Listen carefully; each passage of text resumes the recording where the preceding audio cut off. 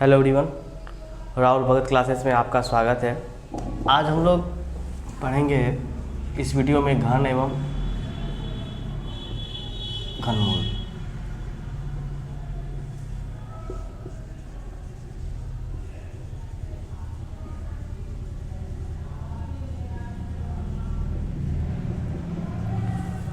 तो दो टॉपिक है इसमें, घन एवं घनमूल। तो सबसे पहले हम लोग देखते हैं घन। घन होता क्या है।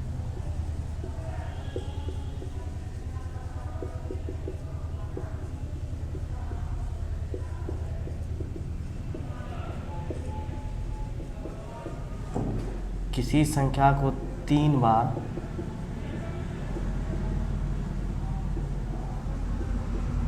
गुणा करने पर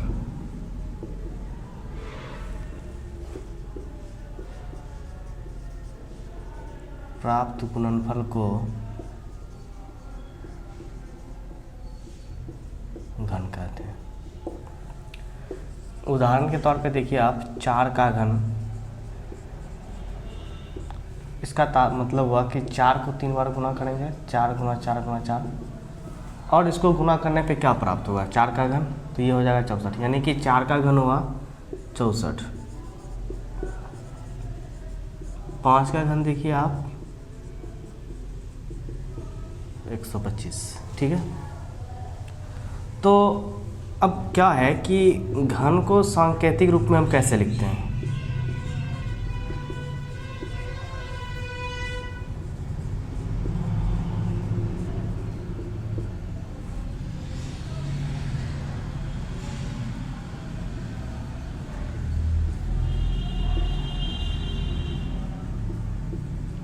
जैसे 4 का घन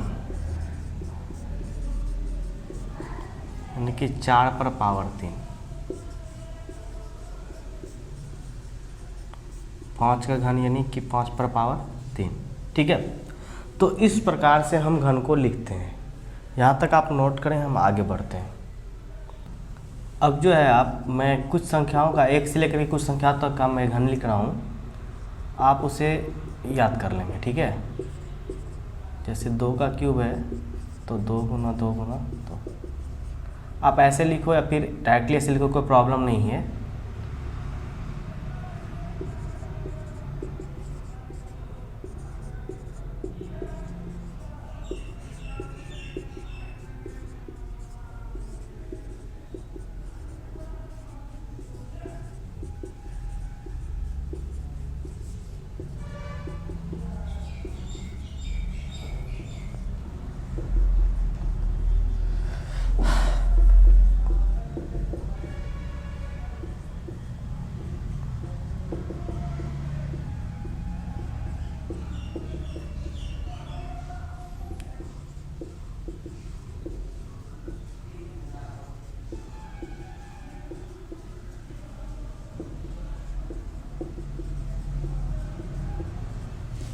तो मैंने यहाँ पे 1 से 15 तक का क्यूब लिखा है, और आप इसको लिख लेंगे और आप इसको याद कर लेंगे। ठीक है।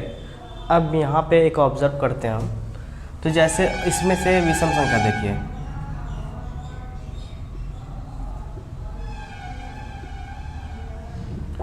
जहाँ पर भी मैं डॉट डाल रहा हूँ वो सभी क्या है, विषम संख्या है। ठीक है। तो विषम संख्या का जो हम घन किए हैं, तो जो हमें प्राप्त हुआ, ये देखिए 1 का क्यूब 1 आया है, विषम संख्या है। 3 विषम संख्या, इसका क्यूब भी क्या है, विषम संख्या। 5 विषम संख्या, इसका क्यूब भी विषम संख्या ही आया है। तो कुल मिलाकर के इससे एक चीज़ ऑब्जर्व करने पे पता चला कि किसी विषम संख्या का घन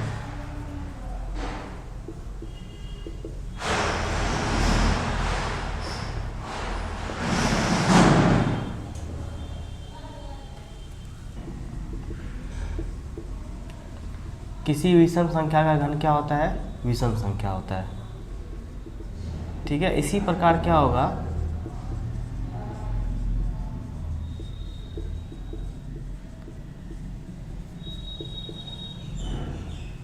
किसी सम संख्या का घन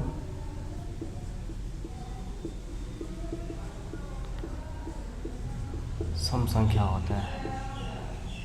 ठीक है। तो इसको आप नोट कर लेंगे, और ये जो क्यूब है ये आप लिख लेंगे। ठीक है। बढ़ते हैं हम आगे। अब देखिए आगे क्या है कि किसी संख्या का इकाई अंक दिया हुआ है, ठीक है। तो आपको बताना होगा कि घन करने पे इकाई अंक क्या प्राप्त होगा। जैसे क्वेश्चन है कि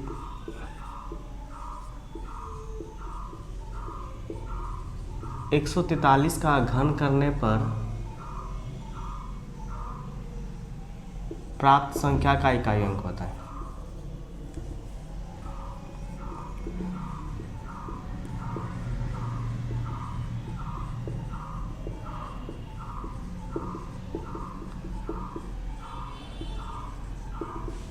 तो अब सिर्फ हमको इकाई अंक फाइंड करना था। अब जरूरी नहीं है कि हम इसको गुना करेंगे 143 गुना 143 गुना 143 3 बार, वैसा नहीं करना है। तो उस स्थिति से बचने के लिए हमारे पास एक तरीका है, वो क्या है। अब जैसे मान लीजिए किसी संख्या का इकाई अंक 0 है, तो 0 है तो घन करने पे क्या होगा, 0 होगा। 1 है तो 1 को 3 बार गुना कीजिए तो 1 होगा। 2 को 3 बार गुना कीजिए तो क्या होगा 8। 3 को 3 बार गुना करेंगे तो 27 आएगा। 27 का इकाई अंक जैसे 27 है भाई साहब आपका, तो इसका इकाई अंक क्या है 7। अब 4 है तो 64 हो जाए, इसका इकाई अंक 4 हुआ। इसी प्रकार से हम सबका लिख दे रहे हैं।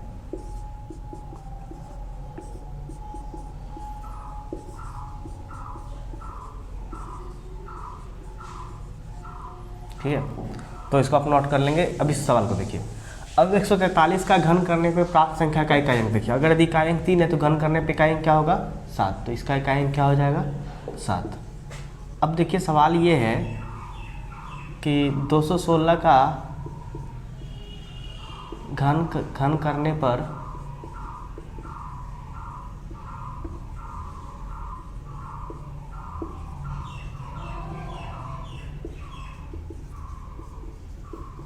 इकाई अंक होगा। तो अब देखिए अगर यदि इकाई अंक 6 है तो घन करने पर इकाई अंक क्या प्राप्त होगा 6। ठीक है, तो ये बहुत ही इम्पोर्टेंट पार्ट है और इसका यूज हम करेंगे घनमूल निकालने में।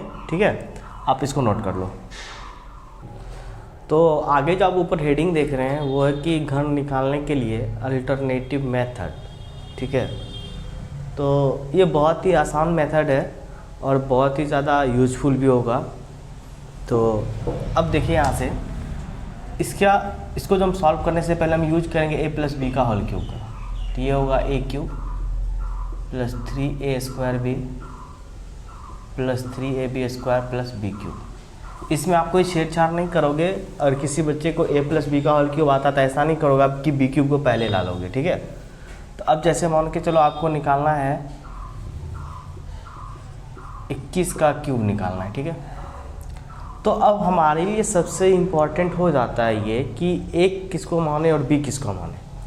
अब जैसे 21 है तो पहला वाला पार्ट जो होगा वो a होगा और बाद वाला पार्ट क्या होगा b होगा। तो यहाँ से a बराबर हुआ 2 और b बराबर हुआ 1। ठीक है, आप यहाँ से एक डाटा बना लो।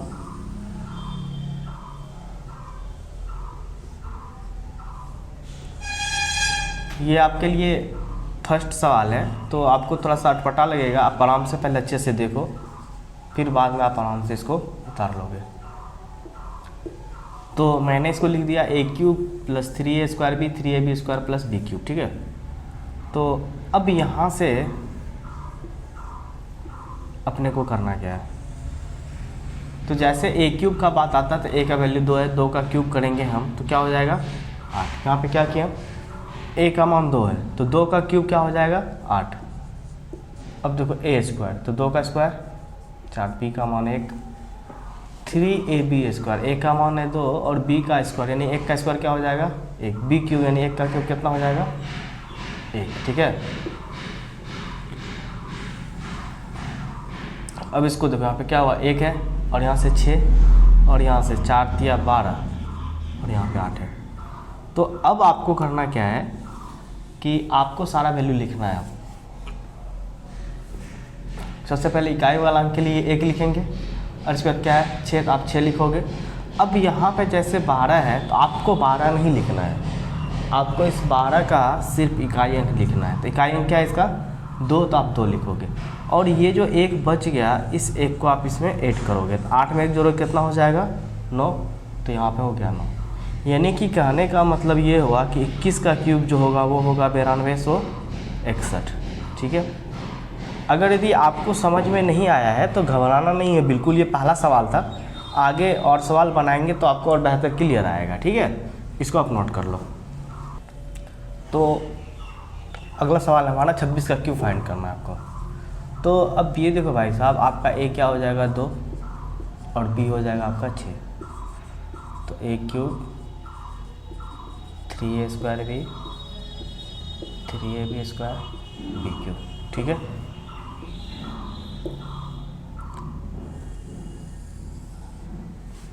अब देखो ए का वैल्यू क्या है 2 का क्यूब कितना हो जाएगा 8, ठीक है। 3a², तो ए का वैल्यू क्या भाई साहब 2 का स्क्वायर कितना हो जाएगा 4 और बी है 6। ए है 2 और बी स्क्वायर हो जाएगा आपका 36 और बी का मान कितना, बी का क्यूब 6, तो 6 का क्यूब कितना होता है 216।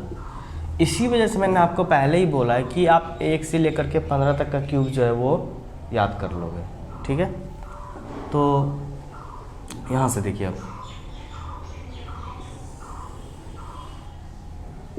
8 हुआ, इसको गुना करो 24 दिया 72, इसको गुना करो तो हो जाएगा 216 और यहाँ भी 216। अब हो गया। अब यहाँ से 216 में आपको इकाई अंक लिखना था, आप क्या लिखोगे 6 और ये जो शेष बचा इसको आप इसमें ऐड करो तो जोड़ने पे कितना हो जाएगा 237। तो अब यहाँ से आपको इकाई नहीं लिखना था, आप क्या लिखोगे 7। आपका शेष जो बचा कितना 23, इसमें जोड़ोगे तो क्या लिखोगे यहाँ पे 95। तो आपको इकाई में लिखना है 5, तो शेष कितना बचा 9, आप इस 9 को ऐड करो 17। अब ये तो लास्ट टर्म है, आपको पूरा लिखना पड़ेगा, यहाँ से हम लिखे 17, ठीक है। तो इस प्रकार 26 का क्यूब जो है वो हुआ 17,576, ठीक है। तो इसको आप नोट करें। क्या हुआ कि एक पत्नी जो है अपने पति को देखी और उंगली से इस तरह से इशारा की, तो पति दौड़ा दौड़ा चला आया, बोला क्या बात है बोलो। पत्नी बोलते अरे नहीं जी बस चेक कर रहे थे, घर में रहते रहते मेरी उंगली का पावर ठीक है वह क्या कम हो गया। तो इसको नोट कर लो। तो यहाँ पे देखिए आप 14 का क्यूब है तो ए का मान है 1 और बी का मान हो जाएगा 4। तो 1 का क्यूब 1 हो गया 3a², 1 का स्क्वायर करेंगे तो 1 ही हो जाएगा। और यहाँ से देखिए बी का स्क्वायर करोगे तो हो जाएगा 16 और बी क्यूब यानी 4 का क्यूब हो जाएगा 64। 64 16 48 और ये 12 और ये 1। तो अब यहाँ से क्या करोगे, इसका इकाई अंक आप लिखोगे तो कितना हुआ 4 और इसमें 6 जो बचा 6 इसमें ऐड कर दो तो कितना हुआ 54। तो अब क्या लिखोगे आप 4 और ये जो शेष बचा 5 इसमें ऐड कर दो कितना हुआ 17। आप क्या लिखोगे 7 और शेष कितना बचा 1 इसमें ऐड कर दो कितना हुआ 2। यानी कि 14 का क्यूब जो हुआ आपका निकला 2744। तो इस प्रकार से घन निकालने के लिए हम अल्टरनेटिव मेथड का प्रयोग करते हैं। और आपके लिए रहा कि आप जो है हमें बताएंगे कि 27 का क्यूब क्या होता है और 18 का क्यूब क्या होता है। आप लोग के लिए 2 क्वेश्चन रहा, 27 का क्यूब और 18 का क्यूब। आप ये कमेंट बॉक्स में कमेंट करोगे, ठीक है। इसको नोट कर लो। अब देखेंगे क्या है हमारा टॉपिक कि 2 क्रमागत संख्या के घनों का अंतर। यहाँ पर आप देख सकते हो प्राकृतिक संख्या, ठीक है। तो आपको जो घटाना है बड़ी संख्या में से छोटी संख्या घटाना है, ठीक है। यहाँ पर हम लिख दे रहे हैं a ग्रेटर देन b, ठीक है। तो अब देखो भाई साहब जैसे 2 का क्यूब माइनस 1 का क्यूब, तो 2 का क्यूब हुआ 8 माइनस 1 कितना हुआ 7। फिर 3 का क्यूब कितना हुआ 9 माइनस 3 का क्यूब तो 27 हुआ, 27 माइनस 8 हुआ 19। 4 का क्यूब हुआ 64 माइनस 27 तो आपका 37, ठीक है। 5 का क्यूब हुआ 125 माइनस 64 तो 61 हो गया। 216 माइनस 125 तो आप घटा लो, इसमें 6 में से 5 घटा 1 क्या हो गया, ठीक है। तो इसका रिजल्ट आया। अब यहाँ से देखिए क्या होता है कि यहाँ पे आप 1 लिखोगे अपने मन से, ठीक है। 1 में क्या करना है आपको जोड़ना है, तो ये संख्या और ये दोनों संख्या क्या करना है गुना करना है, 2 गुना 1 और अपने मन से लास्ट में किससे गुना करना है 3 से। अब देखिए यहाँ से 1 अब इसको जो गुना कीजिएगा 6 यानी कि ये 6 एक साथ कितना हो जाएगा 7। और यहाँ से हम पहले ही चेक कर चुके हैं कि 8 में से घटाना कितना आ रहा है 7। अब यहाँ से 1 लिखिए आप अपने मन से और इस दोनों क्या कीजिएगा, गुना, 3 गुना 2, और लास्ट में आपको किससे गुना करना है, 3 से। अब इसको सॉल्व करने पे देख 3 3 तो 18 1 19, बिल्कुल सही है। अब अपने मन से लिखोगे और इस दोनों क्या करना है, आपको गुना करना है, और अपने मन से लास्ट में किससे गुना करना भाई साहब, 3 से। तो सॉल्व करने पे हो जाएगा 37। तो 5 सॉरी यहाँ पे क्या करना है 1, और गुना करना है आपको 5 गुना 4 गुना 3 यानी कि 61 आपके लिए। और यहाँ पे देखिए 1 6 गुना 5 गुना 3 यानी कि हो जाएगा 6 5 30 93 91। आप बताओगे कमेंट करके कि 21 का क्यूब माइनस 20 का क्यूब कितना हो, ठीक है, इसको आप नोट कर लो। यहाँ से देखिए हमारा ऑब्जर्वेशन, जैसे 1 है तो ये क्या हुआ 1 का क्यूब, तो 1 क्या विषम संख्या मिली है, तो अब 1 के बाद आपको क्या करना है 2 विषम संख्या लेना है, ठीक है। इसके बाद लगा था तो 1 का विषम संख्या क्या आएगा 3, और उसके बाद आएगा 5, और 3 और 5 को जो हम जोड़ते हैं तो ये हो जाता है 8 के बराबर, और ये हो जाता है 2 का क्यूब, ठीक है। फिर अब 2 जैसे लिए हैं, आपको कितना विषम संख्या लेना, 3 विषम संख्या लेना। क्या लेना है 3 विषम संख्या, 7 इसकी जस्ट बाद जो आएगा क्रमागत, और इसको जो आप जोड़ोगे तो ये हो जाएगा 27, और ये हो जाएगा 3 का क्यूब, ठीक है। अब इसके बाद क्या करना है, आपको 4 विषम संख्या लेना है, 11 13 15 17, और इसको जोड़ोगे तो आप हो जाएगा 64, और ये हो जाएगा 4 का क्यूब।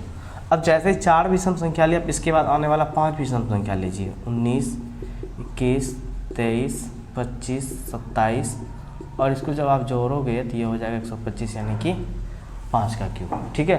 तो ये हमारा ऑब्जर्वेशन था, आप इसको भी नोट कर लो, ठीक है। तो अब देखिए हमारा है हार्डी रामानुजन संख्या। तो ऐसी संख्या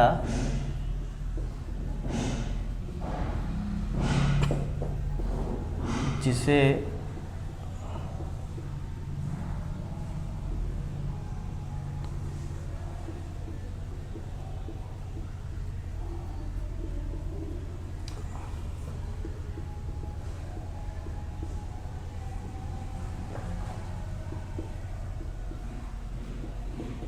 योग के रूप में लिखा जा सके। अब जैसे एग्जांपल के तौर पे देखिए आप, जैसे 1729 है, तो 1729 जो है ये 1 का क्यूब और 12 के क्यूब का योग है, यानी कि 2 परिपूर्ण घन संख्या के योग के बराबर है, ठीक है। इसको आप नोट कर लो। तो इस प्रकार हमारा घन टॉपिक कंप्लीट हो गया। अब हम बढ़ते हैं, इसी का नेक्स्ट पार्ट था घनमूल। तो घनमूल का इंग्लिश होता है क्यूब रूट। सबसे पहले इसका चिन्ह का हम बात करते हैं, इसको हम रिप्रेजेंट करते हैं इस प्रकार से, ठीक है। ये अगर यदि ये x का घनमूल है तो इसका मतलब हुआ कि ये x पर पावर 1/3 है, ठीक है। तो अब सबसे पहले हम घनमूल निकालना सीखेंगे। तो घनमूल निकालने के लिए सबसे बेहतर तरीका है हमारे पास अभाज्य गुणनखंड विधि। सिर्फ एक ही विधि है जो आपको बुक में पढ़ना है, हम आपको एक और टेक्निक बताएंगे बाद में। तो सबसे पहले देखिए कि किसी भी संख्या का घनमूल निकालने के लिए कैसे हम घनमूल निकालेंगे। तो हेडिंग है हमारा अभाज्य गुणनखंड विधि द्वारा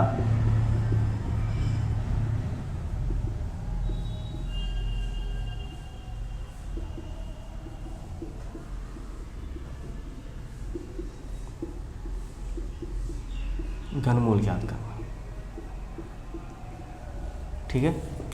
तो सबसे पहले चीज़ आपको ये समझना होगा कि अभाज्य गुणनखंड में हम भाग किससे देते हैं। अभाज्य गुणनखंड में सिर्फ जो हम भाग देंगे वो सिर्फ और सिर्फ अभाज्य संख्या से। तो सबसे पहले हम किससे भाग देंगे, 2 से, फिर 3 से, 3 से नहीं लगा तो 5 से, इससे नहीं लगा तो 7 से, अगर 7 से नहीं लगा तो 11 से, 11 से नहीं लगा 13 से, 13 से नहीं लगा 17 से, 17 से नहीं लगा तो 19 से। इसी तरह से आपको क्या करना है, सिर्फ और सिर्फ अभाज्य संख्या से ही भाग देना है, ठीक है। तो अब प्रश्न है कि निम्न संख्या का घनमूल ज्ञात करें।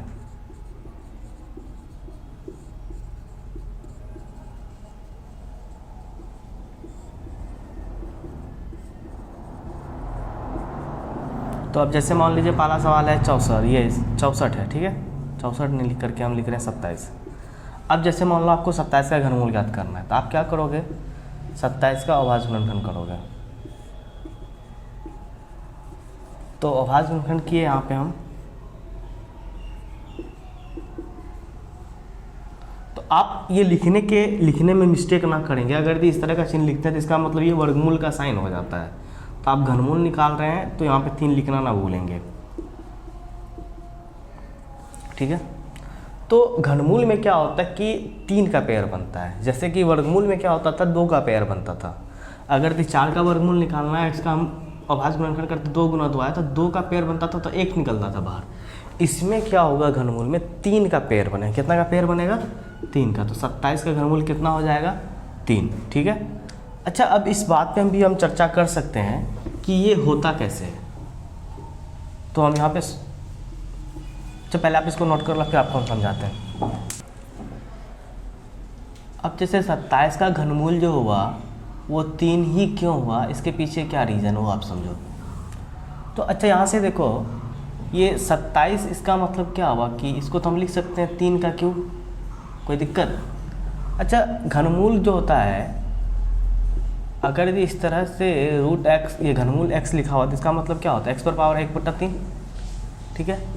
और अगर यदि हम 27 को 3 का क्यूब लिखे तो यानी घनमूल जो निकाल रहे थे इसका मतलब क्या हुआ, 3 पर पावर 3 और उस पर पावर 3, ठीक है। और हम जानते हैं क्या कि x पर पावर m और उस पर पावर n का मतलब क्या होता है, पावर को हम गुना कर देते हैं।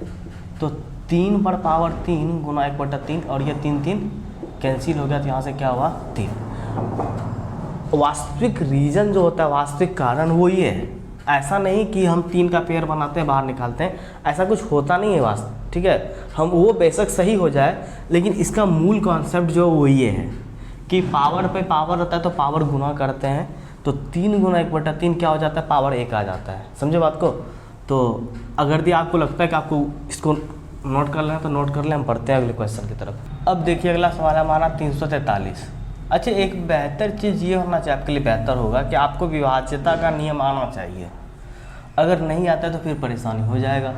इसको देख के लग रहा है 2 से भी भाग नहीं लगेगा, 3 से देखना है तो 4 3 7 3 10 तो नहीं लगेगा भाई साहब। 4 से 5 से भी नहीं लग रहा है, 7 से ट्राई करते 7 से लग जाएगा, ठीक है। तो ये 343 जो है,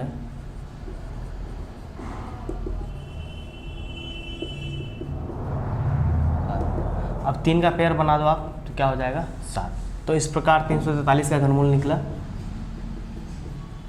अब देखो आप 1728 का घनमूल निकालना है, ठीक है। तो यहाँ से 1728 का भाग देना, पहले अभाज्य गुणनखंड करना पड़ेगा आपको।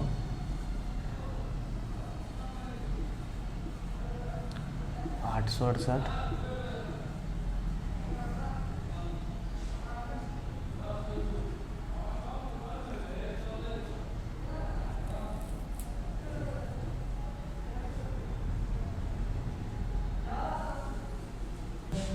यहाँ पे थोड़ा सा मिस्टेक हो गया था, यहाँ पे 864 होगा, 432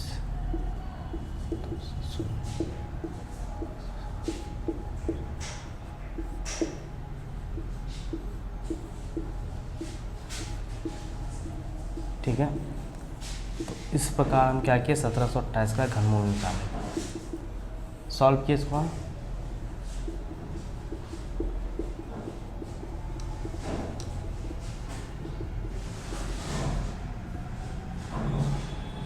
तो देखिए यहाँ से पेट बाहर जो निकालना है, 2 2 3,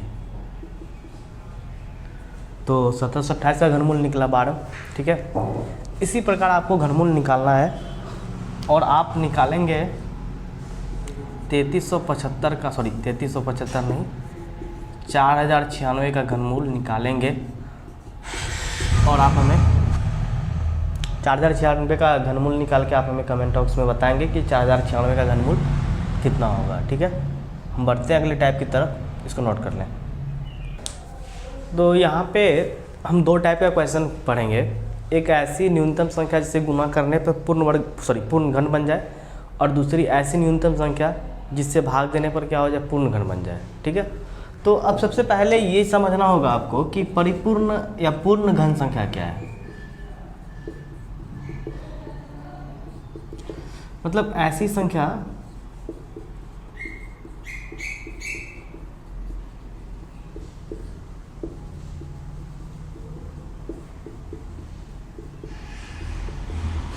जिसका घनमूल एक पूर्णांक प्राप्त हो।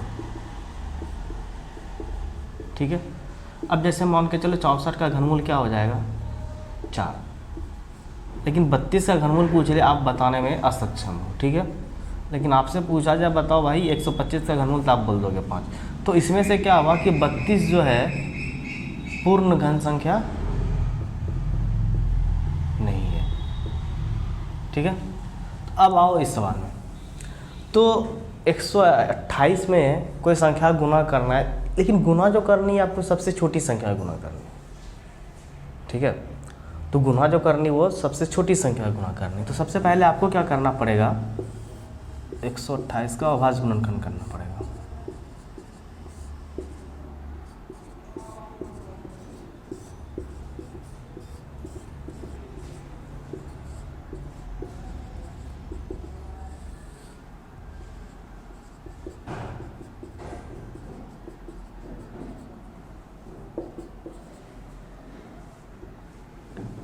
तो अब देखो यहाँ से पेयर तो बन गया। तो अब देखो भाई साहब, गुणा करने के लिए आपको पेयर बनाना है, तो ये 2 तो अकेले, इसको पेयर बनाने के लिए कितना दो और चाहिए, 2 और 2 चाहिए। ठीक है, तो ये सबसे छोटी संख्या, अगर यदि आप इसमें चाहो तो 3 और 2 गुना कर सकते हो, और चाहो तो इसमें और 3 2 गुना कर सकते हो। तो बड़ी से बड़ी तो आप पता नहीं कर सकते हो, लेकिन सबसे छोटी का बात किया जाए तो सिर्फ इसमें क्या किससे गुना करना पड़ेगा, पेयर बनाना पड़ेगा।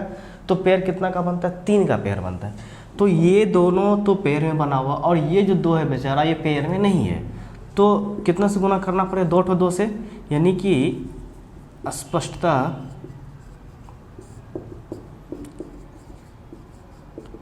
128 में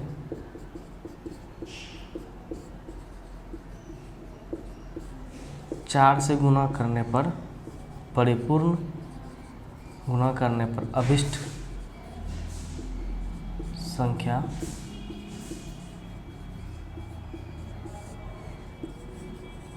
परिपूर्ण घन संख्या होगा। ठीक है, तो आप इसको नोट कर लो।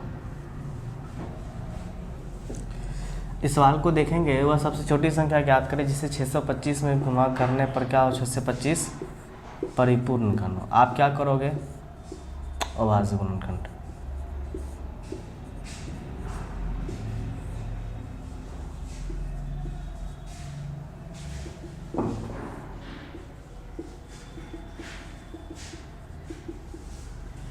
अब देखो ये दोनों तो पेयर में बना हुआ है, तो ये 5 अकेले है। अब इसके लिए 2 5 से गुना करना पड़ेगा, यानी कि 625 में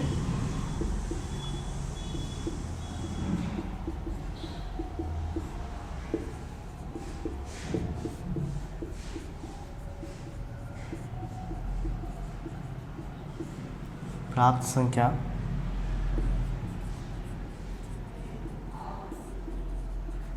परिपूर्ण घन संख्या होगी। ठीक है, नोट कर लीजिए इसको। इस टाइप के सवाल को देखिए, वह न्यूनतम संख्या ज्ञात करें जिससे भाग देने पर भागफल पर पूर्ण घन संख्या बन जाए। ठीक है, तो 625 में ऐसा सबसे छोटी संख्या से भाग देना जिससे परिपूर्ण घन बन जाए। तो 625 में अगर यदि सबसे छोटी का बात कर रहे हैं, अगर यदि भाई साहब सबसे छोटी का नहीं बड़ी का बात कर रहा होता, तो हम आराम से क्या करते, जो संख्या रहता उसी से भाग देते, तो भागफल क्या जाता 1, और 1 का घनमूल क्या होता 1। लेकिन ये बोल रहा है, एक कंडीशन देती है कि सबसे छोटी संख्या होनी चाहिए। तो अब देखो यहाँ से आप इसका घनमूल किए, तो ये तो पेयर में है, तो अब यहाँ पर जो ये सिंगल 5 बचा, इसमें अगर इससे भाग देते 5 से, तो ये तो कट जाएगा, क्या बचता 125।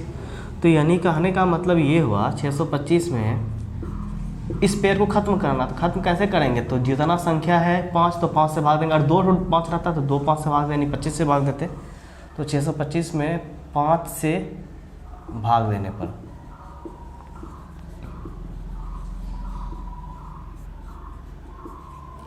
अभिष्ट संख्या क्या होगी, पूर्ण घन संख्या होगी।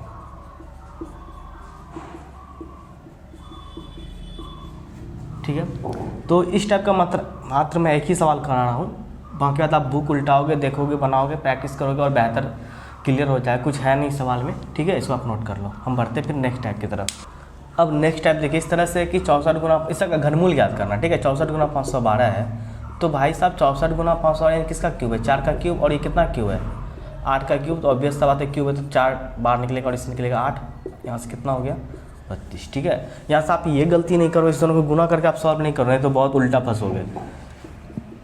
अगला ऐसा है कि 216 गुना 27, ठीक है। तो 216 किसका क्यूब है भाई साहब, 6 का और ये 3 का, यानी कि 6 और 3 बार निकला हो गया 18।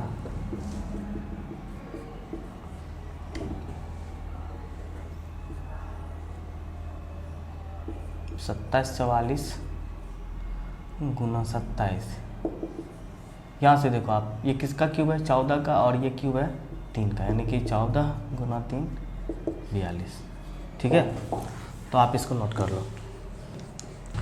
अब ऐसा है कि ऋणात्मक संख्या का घनमूल आ गया, तो अब देखो सबसे पहला चीज़, दो बात, ऋणात्मक संख्या का घन, जैसे -4 का क्यूब है तो आप क्या करोगे, -4 गुना -4 गुना -4 क्या हो जाएगा, -64, ठीक है।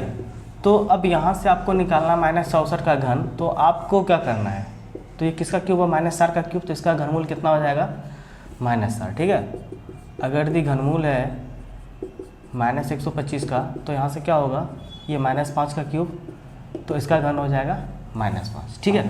तो यहाँ तक अब जा कर के जो है आपका घन और घनमूल पूर्ण रूप से कंप्लीट हो गया। यहाँ तक आप जो देखें, आप इन सारी चीज़ों को अपने कॉपी में नोटबुक में लिख लेंगे, और जा कर के आपका जो केसी सिन्हा का बुक होगा, आप उस बुक से, या एनसीईआरटी का बुक होगा, आप उस बुक से क्वेश्चन सॉल्व करेंगे, चाहे आपके पास केसी सिन्हा हो, भारती भवन हो, या फिर जो भी बुक्स हो, आप आराम से सॉल्व करेंगे, सारा सवाल आपसे बन जाएगा, ठीक है। तो मैं एक ऐसा वीडियो डालने जा रहा हूँ इसके बाद, जिसमें कि आप घनमूल जो निकालोगे बिना पेन उठाए आप आराम से घनमूल निकाल सकते हो। तो उस वीडियो का मैं लिंक डिस्क्रिप्शन बॉक्स में डाल दूँगा।